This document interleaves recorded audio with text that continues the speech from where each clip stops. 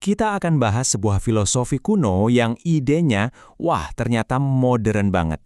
Zoroastrianisme. Intinya sih tentang sebuah pilihan fundamental antara terang dan kegelapan. Sebuah pilihan yang, percaya atau enggak, masih sangat relevan dalam hidup kita sekarang. Oke, kita mulai dengan pertanyaan yang sedikit provokatif. Terang atau gelap? Kalau menurut Zoroastrianisme, ini adalah pilihan terpenting dalam hidup kita. Dan ini bukan sekedar metafora biasa loh, tapi ini adalah inti dari cara mereka memandang dunia. Jadi, jantung dari ajaran Zoroastrianisme adalah konsep yang mereka sebut duel kosmik. Pandangan ini melihat alam semesta bukan sebagai sesuatu yang acak, tapi lebih seperti arena pertempuran spiritual raksasa yang terjadi terus-menerus antara dua kekuatan besar. Di satu sudut, kita punya Ahura Mazda. Dia adalah entitas tertinggi yang identik dengan terang, kebijaksanaan, dan semua hal yang sifatnya membangun. Nah, di sudut lain ada lawannya, Angra Mainyu, yang mewakili kegelapan, kehancuran, dan tipu daya.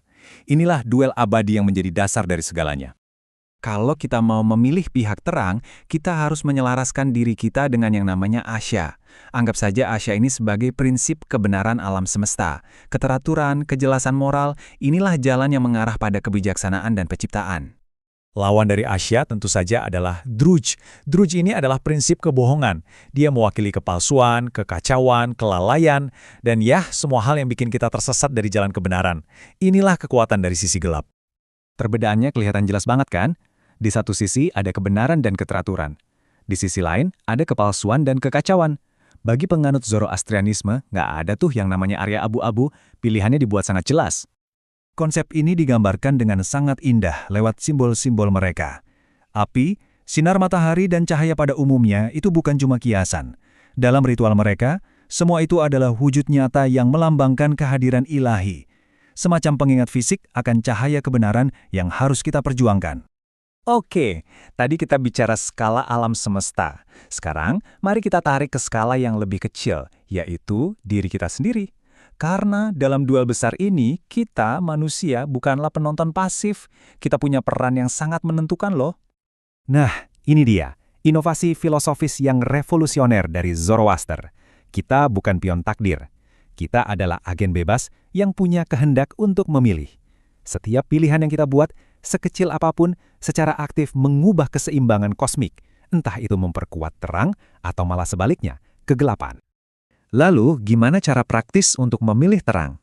Simple, semua terangkum dalam mantra ini. Pikiran yang baik, perkataan yang baik, dan perbuatan yang baik. 3 hal ini jadi semacam kompas moral dalam kehidupan kita sehari-hari. Coba kita bedah sedikit ya. Pikiran yang baik itu tentang niat kita. Perkataan yang baik itu komitmen kita pada kejujuran. Dan perbuatan yang baik adalah tentang aksi nyata yang konstruktif. Praktis banget kan filosofinya? Mulai dari niat, lanjut ke ucapan, sampai ke tindakan. Anda mungkin bertanya-tanya, ini kan filosofi kuno, apa hubungannya sama dunia modern? Jangan salah, duel kuno ini ternyata masih bergema sangat kuat di sekitar kita, bahkan sampai hari ini. Pertarungan antara Asya dan Druj ini terjadi di sekitar kita setiap hari. Perjuangan antara transparansi melawan korupsi, kejujuran melawan tipu daya dan hoax, atau tindakan yang membangun melawan kelambanan yang merusak, semua itu adalah gema modern dari duel kuno ini. Dan ini membawa kita ke dimensi sosialnya. Menurut ajaran ini, masyarakat yang baik dan adil itu dibangun dari kumpulan pilihan-pilihan individu. Setiap kali ada seseorang yang memilih kejujuran, integritas, dan tindakan yang membangun, dia nggak cuma memperbaiki dirinya sendiri, tapi juga memperkuat terang untuk komunitasnya. Jadi, kewajiban kita sebagai warga negara pun punya dasar filosofis di sini. Oke, sebagai penutup, mari kita kembali fokus ke diri kita sendiri. Gimana caranya kita secara personal bisa terus-menerus memilih terang dalam hidup kita?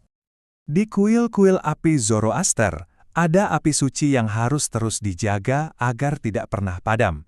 Ini simbol yang sangat kuat. Sama seperti api itu, cahaya kebenaran dan integritas dalam diri kita juga harus dipelihara secara aktif. Dia nggak akan menyala dengan sendirinya. Dia butuh niat dan usaha kita untuk terus menjaganya.